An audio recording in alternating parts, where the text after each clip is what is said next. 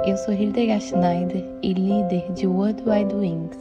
E aí vem o 33º episódio da minha série O Despertar da Noiva, com o tema Apocalipse, o livro do nosso futuro, capítulo 9 e 10, parte 16. Joel também descreve a quinta trombeta, que já foi relatada no episódio 32. Fazeis soar o chofar, trombeta, por toda Sião. Daí o alerta no meu santo monte. Tremam todos os habitantes da terra, porque o dia de Yahvé vem e já está próximo. E será um dia de trevas e de escuridão, dia de nuvens densas e de absoluta falta de claridade. Por outro lado, assim como a luz da aurora surge e se estende pelos montes, um grande e poderoso exército vem se aproximando, como nunca antes se viu, nem jamais se verá nas gerações futuras. Joel 2, 1, 2. Joel continua a descrever. Diante deles vai uma espécie de fogo devorador e atrás uma chama ardente. A terra à sua frente é como o jardim do Éden, mas atrás deles fica um deserto arrasado. Sim, por onde passam nada lhes escapa.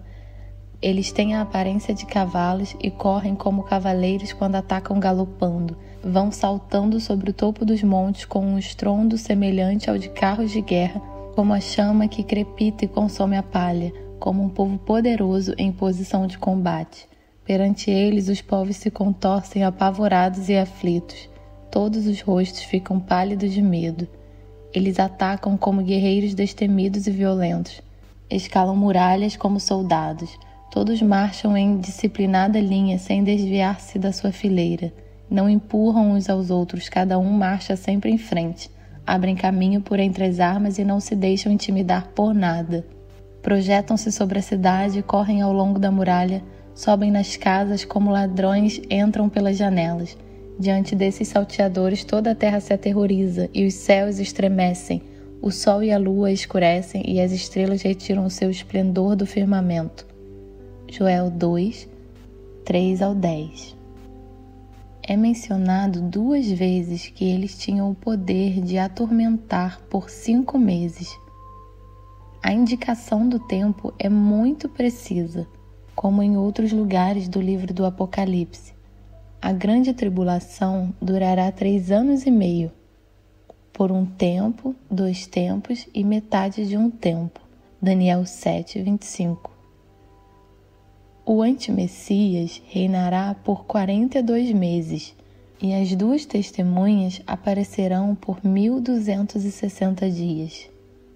Concluindo, depois de abolido o culto contínuo que, mediante a apresentação do holocausto diário e a abominação assoladora, o terrível sacrilégio for estabelecido no templo, transcorrerão ainda 1290 dias. Bem-aventurado o que guarda e chega aos 1335 dias. Daniel 12, 11, 12. A primeira aflição acabou. Portanto, a primeira das aflições já passou, contudo, outras 2 ainda estão por vir. Apocalipse 9, 12. Então, o 6º anjo fez soar a sua trombeta, e ouviu uma voz que se projetava dos 4 ângulos do altar de ouro que se encontra na presença de Elohim. Apocalipse 9, 13. Que anjo é esse? É Gabriel, que está em frente ao altar de ouro de Yahvé, dizendo ao 6º anjo que empunhava a trombeta: solta os 4 anjos que se encontram atados junto ao grande rio Eufrates. Foram então soltos os 4 anjos que se achavam preparados para aquele exato momento, dia, mês e ano, a fim de que matassem 1/3 de toda a humanidade. Apocalipse 9, 14, 15. Agora, a 3ª parte da humanidade está sendo morta. E lembramos que quando os selos foram abertos, 1/4 da humanidade foi morta, de modo que então ainda haverá cerca de 5,5 trilhões de pessoas na Terra. E por este julgamento da 6ª trombeta, a humanidade terá então sido reduzida à metade da população mundial. A morte da terceira parte da humanidade pela sexta trombeta é única, pois morrerão em 1 hora, em 1 dia, em 1 mês e em 1 ano. Isso é explicado se imaginarmos que poderia haver uma guerra nuclear global ou uma guerra termonuclear, na qual seria de fato o caso de que 1/3 da humanidade poderia ser morta dentro de 1 hora. O número dos cavaleiros que formavam os exércitos era de 20.000 vezes 10 milhares, de acordo com o número que ouvi. Apocalipse 9:16. Estamos ouvindo aqui sobre um número gigantesco, de um total de 200 milhões de soldados. Até algumas décadas atrás, o número de 200 milhões de soldados que irão para a Guerra do Leste na profecia de Yohanan era simplesmente inimaginável. Desde 1948, estamos em um momento em que um exército de 200 milhões do leste, China, Coreia do Norte, etc., não é apenas concebível, mas realista. A China tem o maior exército do mundo e está constantemente expandindo seu poder militar. Os cavaleiros e as montarias que vi em minha visão tinham esta aparência. As suas armaduras eram vermelhas como fogo, azuis como jacinto e amarelas como enxofre. A cabeça das montarias parecia a cabeça de um leão, e de suas bocas lançavam fogo, fumaça e enxofre. Apocalipse 9:17. Isso certamente descreve mísseis, e por intermédio destes 3 elementos de destruição, fogo, fumaça e enxofre, que eram cuspidos de suas bocas, foi morta 1/3 parte de toda a humanidade. O poder desses cavalos estavam na sua boca e na sua cauda, porquanto as suas caudas eram como cobras, possuíam cabeças com as quais feriam as pessoas. O restante da humanidade que não morreu por causa desses flagelos, nem mesmo diante disso se arrependeu das más obras de suas mãos, deixando de adorar os demônios e os ídolos de ouro, prata, bronze, pedra e madeira. Ídolos que não conseguem ver, nem ouvir, nem andar. Da mesma forma, não se arrependeram dos assassinatos cometidos, das suas feitiçarias, da sua perversão sexual e de todas as formas de apropriação indébita. Apocalipse 9:18-21. A punição de Yahvé para Sodoma e Gomorra também foi. Yahvé, o próprio Deus, fez chover do céu fogo e enxofre sobre Sodoma e Gomorra. Gênesis 19:24. Capítulo 10. Depois avistei outro anjo poderoso que descia dos céus.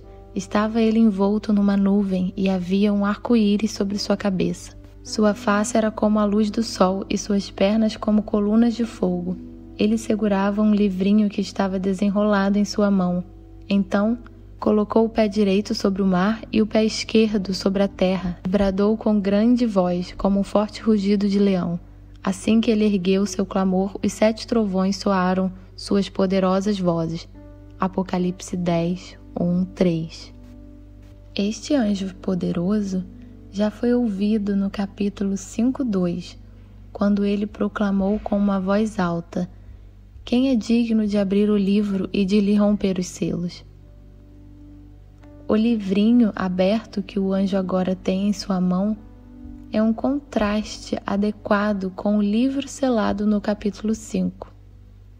O conteúdo do livro era completamente óbvio aqui, e todos podiam lê-lo.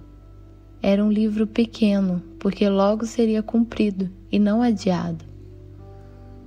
O fato de que o anjo coloca seu pé direito no mar e o pé esquerdo na terra expressa que ele está prestes a reivindicar a posse de tudo o que está sob o céu. O mar fala dos povos que ele logo quis visitar em seu descontentamento. E quando os trovões terminaram de fazer ecoar suas palavras, eu já ia escrever, quando ouvi uma voz do céu que ordenava: "Guarda o que os 7 trovões disseram e não escrevas." Apocalipse 10:4. Os 7 trovões levantam suas vozes para expressar os direitos de Yahvé, mas a forma como isso deve ser feito não é revelada. 7 fala de perfeição suprema. Aqui, ela é vista na intervenção de Yahvé como uma resposta à chamada semelhante ao leão. Salmo 29:3 afirma que a voz de Yahvé é como um trovão.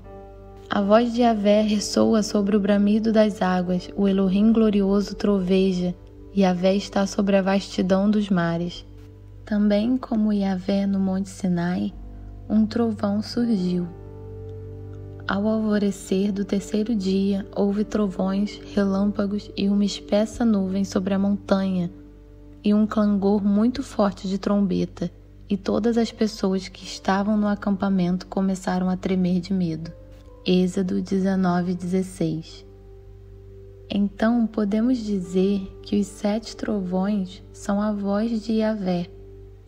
Aqui ainda não vemos o que a voz expressa, embora seja tornada pública mais tarde.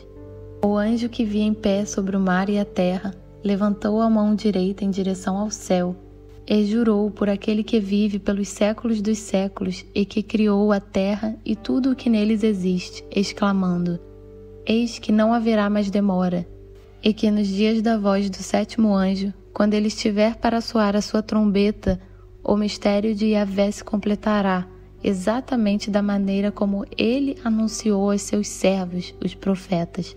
Apocalipse 10, 5, 7. A palavra é confirmada pelo juramento de posse, ambas as coisas imutáveis. O anjo jura ao próprio Yahvé, o Criador do céu, da terra e do mar, com tudo o que está neles, que não haverá mais tempo.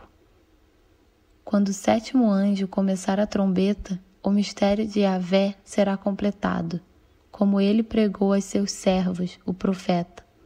O mistério de Yahvé aqui refere-se à maneira como ele finalmente acabará com a era do mal, Yetzirará. Em seguida, Yohanan é dito pela voz do céu para tirar o livro aberto da mão do anjo.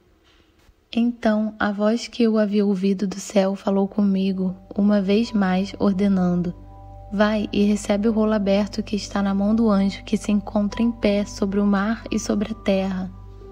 Em seguida, me aproximei do anjo e lhe roguei que me desse o livrinho, ao que ele me declarou: Pega-o e come-o. Ele lhe será amargo no estômago, todavia doce como mel na boca. Peguei o livrinho da mão do anjo e o comi depressa. E de fato, ele era doce como mel ao paladar. Contudo, assim que o engoli, meu estômago ficou muito amargo. Então recebi a seguinte orientação: é necessário que profetizes novamente a respeito de muitos outros povos, nações, línguas e reis. Apocalipse 10, 8, 11. É importante dizer que Yohanan profetizará novamente sobre povos, nações, línguas e muitos reis, e talvez lendo o livro de Apocalipse no fim dos dias. A primeira aflição trouxe a escuridão e demônios para a terra. Com a segunda aflição, 1/3 da humanidade morreram em 1 hora. E na terceira aflição, a voz de Yahvé soou do céu e trouxe julgamento sobre toda a terra. Sejam ricamente abençoados.